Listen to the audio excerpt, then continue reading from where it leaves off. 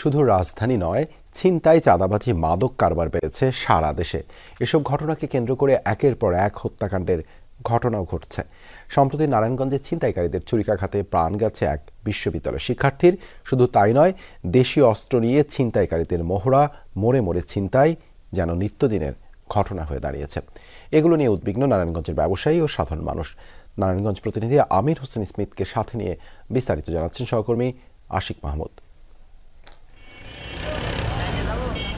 12 December ভোরে নারায়ণগঞ্জ শহরের DIT এলাকায় বিশ্ববিদ্যালয়ে যাওয়ার পথে ছিনতাইকারীদের ছুরিকাঘাতে গুরুতর আহত হয় আমেরিকান ইন্টারন্যাশনাল ইউনিভার্সিটি AIUBর শিক্ষার্থী ওয়াজেদ সীমান্ত। এর 2 দিন পর ঢাকা মেডিকেলে চিকিৎসাধীন অবস্থায় মারা যায় সীমান্ত। একমাত্র ছেলেকে হারিয়ে দিশেহারা তার স্বজনরা।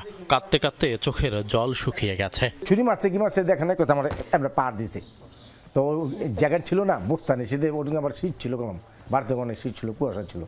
তো আসে আমি পরবর্তী আমি ব্যাগটা দিয়ে দিচ্ছি। ব্যাগ দেওয়ার পরে আমার লগে এই 5টা বাস্ত হয়েছে, 2 জন লোক 5টা হয়েছে, বোঝা গেছে ওর এখান দো পোস্ট, কপালে পোস্ট, আবার আসামিগো হাতের মধ্যে ব্যান্ডেজ ছিল। ওগো হাতে ব্যান্ডেজ। কয়জন ছিল এখানে? আমার ছেলে বলছে 2 জন, কিন্তু পরে ওই যে আসামিতে কথা বোঝা গেল, পিছন দিয়ে একজন দর্শক যে বোঝা নাই, মনে করছে ওই 5টা হয়েছে না, আর তোমার স্টেপ করছো ব্লাডও যেতেছে, ওখানে ব্লাড পড়া ছিল। যেখানে জোরালো অনুরোধ যে আপনারা দয়া করে আর কোনো বাবা মায়ের বুক খালি করবেন না। আপনাদের কাছে আমার অনুরোধ।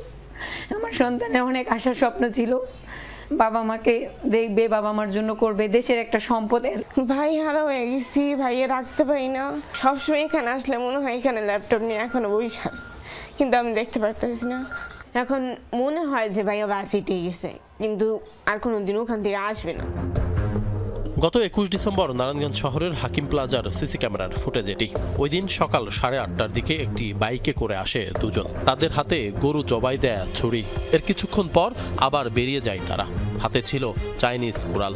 এগুলো দেখে উদ্বিগ্ন মার্কেটের ব্যবসায়ীরা। এই গেট দিয়ে তারা ঢুকছে, তাদের হাতে এরকম বড় রামদা ছিল, চাইনিজ কুড়াল ছিল। তো তারা একটা মহড়ার মতো দিয়ে গেল আর কি, আমার ক্যামেরা যেটা আর কি আমরা ধরা পড়ছে। বাট আমরা আর কি আতঙ্কিত, এই বিষয়গুলো নিয়ে আমরা খুবই আতঙ্কিত। যারা দূর থেকে পার্টিরা আসে মাল নিতে, তারা 2 নম্বর গেটে সকালের নামে খুব সকালে যে সুযোগ পাইয়া রাস্তার ভিতরে তাদের কাছ থেকে সর্বহারা করে নিয়ে যাচ্ছে। এমন অবস্থায় আমাদের মার্কেটের ব্যবসা বাণিজ্যর ক্ষতি হইতাছে। আমরা গুটি কয়টা ছিনতাইকারীর কাছে আমরা নগরবাসী জিম্মি হয়ে থাকতে পারি না, এটা থেকে আমরা পরিত্রাণ চাই। ছিনতাইয়ের সব ঘটনা সরেজমিনে অনুসন্ধানে নেমে এই মার্কেটের ঠিক পেছনে একটি পরিত্যক্ত ভবনের সন্ধান পায় টিম যমুনা।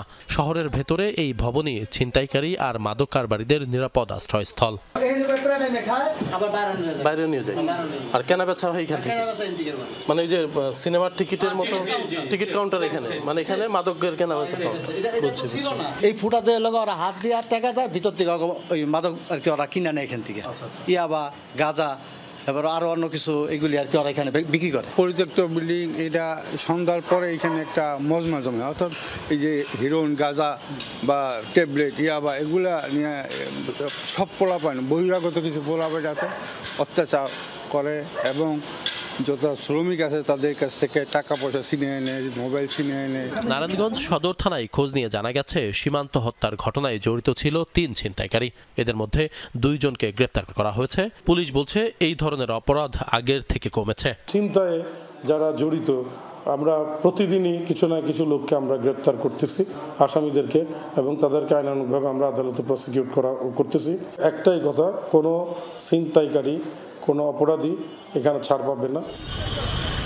শুধু আশ্বাসের বাণী নয়, নারায়ণগঞ্জবাসীর দাবি একটাই, নিশ্চিত হোক জানমালের নিরাপত্তা। আশিক মাহমুদ, যমুনা নিউজ, নারায়ণগঞ্জ।